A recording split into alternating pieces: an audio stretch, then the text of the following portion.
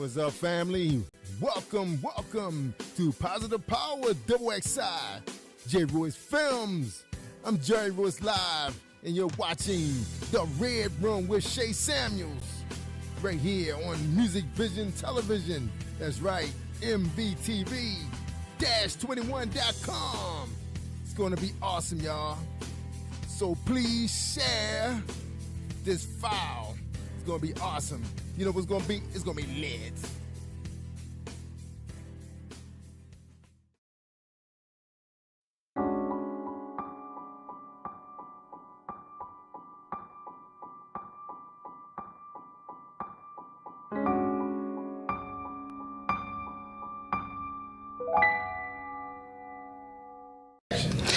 Hello, I'm Dr. Eric Holmes, the author of The Power of the Sea and Soulful Prayers. That is #1 best-selling. And I am in The Red Room with Shay.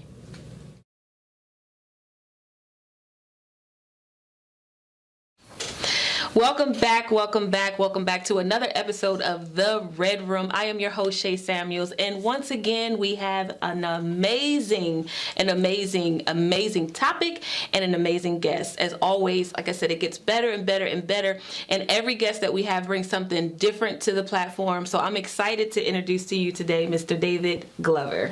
Hey, how you doing? How are you? I'm fine. I'm happy to be here. You look happy to be here.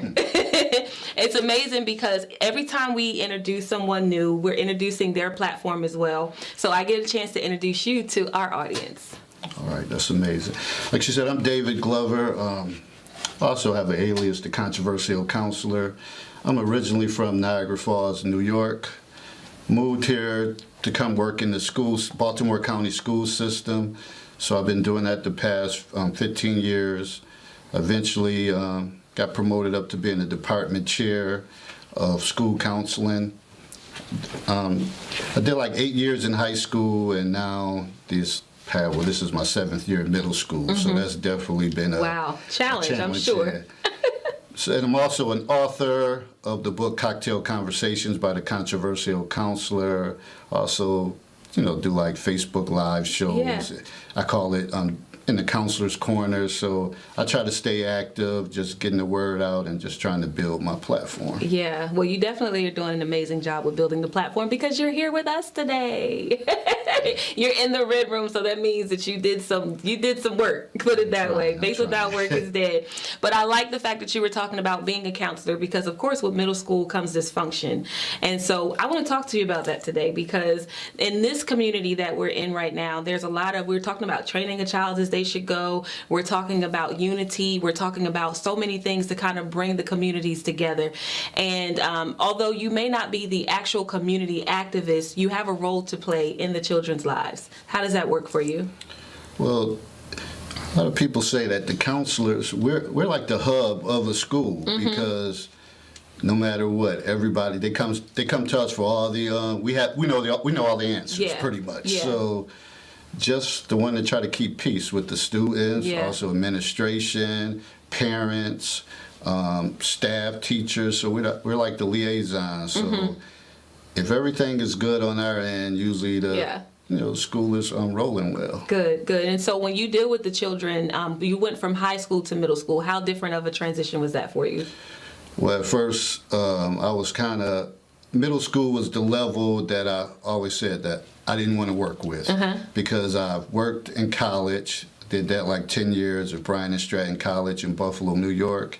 Then I also did 1 year in elementary, and then I did 8 years in high school. Mm-hmm. So I was really trying to avoid middle school, but certain things happened that I had to overcome, and then I got offered a department chair position at Golden Ring Middle, and I said, well, it's time for me to pack my lunch and get ready for middle school kids. And it's been, now I don't even think I would go anywhere else. Wow. They're hilarious. Wow. And they challenge you all the time, and just their thought process, it kind of keeps you going. So I have a funny question. How much of you do you see in the children that you are dealing with now in middle school? Some of it, only like a few, because I was relatively quiet in school, and really I would be quote unquote what they would call a nerd in school. And even some of my like mothers, her friends, their kids, they would say, "Oh, David's a nerd in school. He doesn't talk or do anything," because I was into my books. Now, when I got out in the community, that probably was a different story. When I got with my friends, we would do little things, but in school, it was like I was a whole different person. Right. So how do you encourage the kids in school when they are, being in school, like you said, is one thing, but being in the community is a whole nother thing. And so with the kids not having parents, kids being teased, bullied, there's bullying, a lot of bullying. Kids are dying at school now, being killed at school now because of bullying. So how much of an impact are you having in their lives right now as it pertains to that level of dysfunction? Well, it's on a daily basis, and usually a lot of their problems are stuff that happens in the community, and they bring it into school via social media. Yeah. And I always can't understand, like, okay, you're 11, 12, 13, why do y'all even have these accounts? And you talk to the parents, but somehow they still end up with them. They're addicted, they're hooked, and they won't put the phones down, and they feel like they got to be a part of something, or they feel like they're missing something. So you constantly hear them going back and forth on social media, and it creates a lot of havoc. Yeah. That's the downfall too, because there's so many opportunities for them to get a hold of different things. Whereas before, I don't want to say like in your time, but I'm going to say back in your time, there was none of that. No, not at all. So you didn't have to worry about that. And I tell them stories about that all the time, and they, those kind of stories, I guess they hear them so often from teachers, but so they kind of tune that message out, and they probably hear from their parents as well, and I don't think they can handle social media and everything that's out there. Yeah. So it kind of always leads them into trouble. There's so much out there. I talk about my daughters a lot because I experience a lot through them. In fact, my oldest daughter was the one that actually kind of changed my perspective on this generational gap. I realized that we both were speaking the same language at one point, but it sounded so foreign when we were talking, because she would be talking on one level and I would talk on another. And then it would kind of like one day we just stopped and we listened to one another, and we realized we're saying the same thing. We're saying it from different perspectives, but we are saying the same thing. And my daughter has this thing with generational bondage. There are things that we have been raised on that we've never let go. We take on things from our grandparents and then from our moms, and we never know why we do the things that we do. So from your perspective, I do want to go back for a second though, because you said you didn't even want to do middle school. But it's so like God to actually put you in a place where you're not going to be comfortable, only for you to find out that's where you belong. Yeah, and I guess that's one of the things, you got to be uncomfortable to grow. So that was the challenge that I needed. And now that's what they say the truest form of counseling, because they're at that funny age. Yeah. Some of them, they still want to be babies like they're in elementary, but then some of them are doing way too much for middle school kids, and they want to be older. And I always kind of tell them, like, stay a kid. Y'all rushing into stuff. You really don't want all the issues that adults have. Like, have fun with this, but they're so anxious to be older, and they really don't know what they're going to be faced with. I mean that the reality of it is that we were the same way too. There are times where I realized that, and I had to be older because I had kids at 16 and 17 years old. But I always used to tell my mom, when I get out this house, I would tell her like, when I get out this house, or she would say, I actually moved out because my mom would say, when you're a certain age, you get your own place. And she said it so much that I actually got my own place. And I was 17 years old when I did that. So I was a lot mature for my age. But these kids now, they have to be the moms and the dads in the house. They have younger sisters that they have to raise because mom is either working, and it doesn't always have to be a bad thing. It doesn't have to always be mom's on drugs or dad is an alcoholic or he's on the streets. It could be that mom is a single mother and she's working 2 or 3 jobs to make ends meet. The kid has to come home from school and feed the younger brother or the younger sister to make, to make their, and that they take on a lot more. Yeah, and that's true, and they might not have as much support as we did. I mean, I was just fortunate that we lived right next door to my grandmother. And she was kind of like one of those community police on the porch, and kind of could see and monitor everything. I had the pleasure too.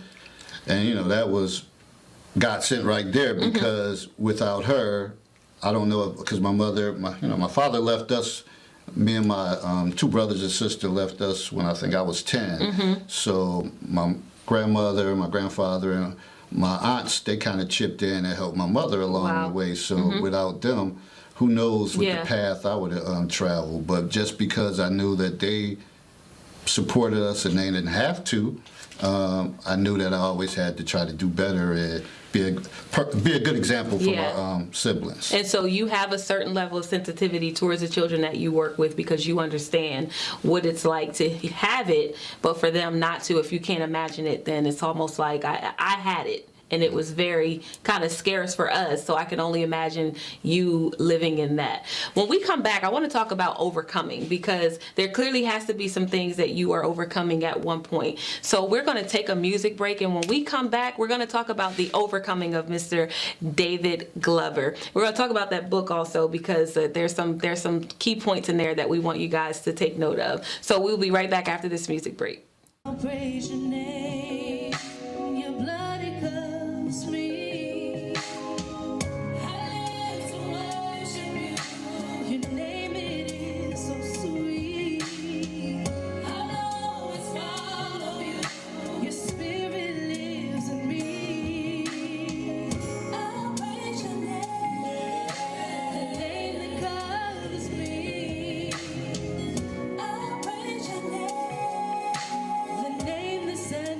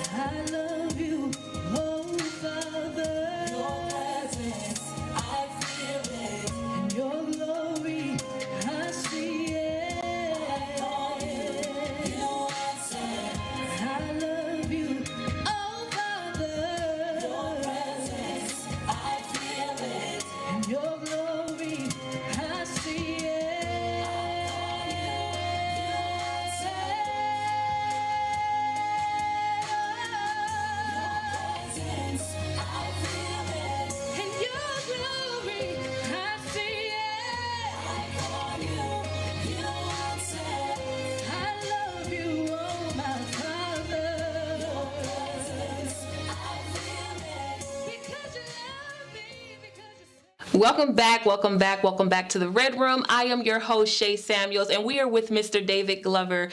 We are going to be talking about dysfunction in the community. We're actually on the other side. I hope that you enjoyed that music break, but we're on the other side. We're on the side of overcoming.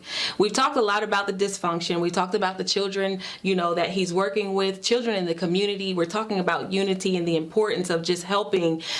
You had the privilege of having your grandmother and your aunt and others helping your mom as you grew older, and not having a father in the home. And we know that there are a lot of children right now who are growing up either without the mother or without the father. I have a nephew who's being raised by my grandmother, and there's a lot of people who are being raised by the grandmothers. I send out a lot of prayers to the grandmothers. Why? Because they're having to raise children in a generation that they themselves are not aware of. Mm-hmm. Yeah, and I think that's tough, especially in this generation, because I see it more often that the grandmother is the guardian, and they're older, and just like I said, the social media piece and things like that they don't clearly understand. And these kids are smart; they just take advantage, and then the way some of them may speak to their grandmother. So a lot of times I have to get on the kids right in front of their grandmother, like, listen, who are you talking to like that? And kind of put them in their place. Because, then once the grandmother leave, I kind of tell them, how fortunate you is to have someone that's stepping up, and that's the way you're treating her. So they usually respond to it, at least for that moment. And then you have to keep talking to them again and again and again and again. My daughter's 24 years old, and honestly, I go through so much with her. But like I said, she's the one that's teaching me about the overcoming. There's a lot that I had to learn from her, but I had to listen. I think as adults, a part of the dysfunction that the kids are experiencing, a lot of it is because we're not listening.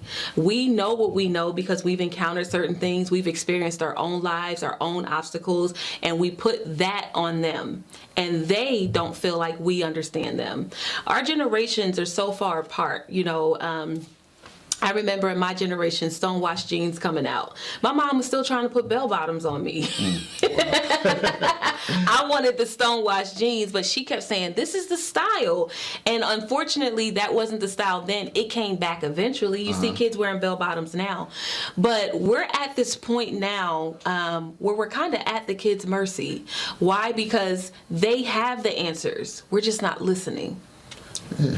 And if they can, with the internet and social media, they have means to find the answer where we didn't have it. Yeah. I would go to my grandmother's house and look in the encyclopedia, but that was boring. But they have it right there in their hands. So I always tell them, y'all have a lot of knowledge right in front of you. Yeah. But at the same time, sometimes I think they have too much in front of them that they don't always do a good job with. But let's talk about that, though, because even with the knowledge that they do have, and we understand that there's so much knowledge out there, that would challenge us as adults to actually go out and get the same knowledge. Think about basketball. If you have a basketball team, the opponent on the other side, you're going to study your opponent. Boxing, you study your opponent. Football, you study the opponent. And so if the children are out there and we know they have that much information, why aren't we going out to seek the same level of information? I know for me, I used to listen to rap not because I liked it, but because I wanted to hear what my children were listening to. There were actions behind the music that actually helped me understand why they were acting the way they were acting.